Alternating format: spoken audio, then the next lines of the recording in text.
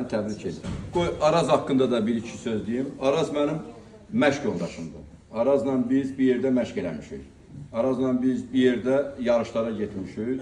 Arazla bir yerdə para işləmişik.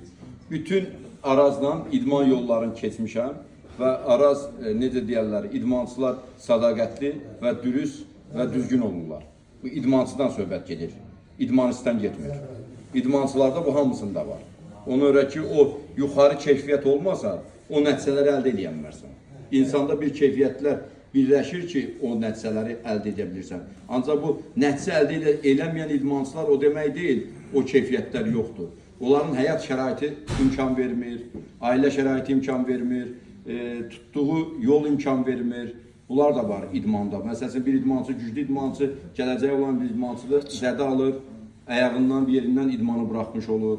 Ona görə bu idman yolunda olan insanlar həmişə düzgün və dürüst olur. Onlarla hər zaman özümdə bilirəm, açıq söhbət eləmək lazımdır ki, ürəklərində, beyinlərində, düşüncələrində heç bir başqa bir yer qalmasın.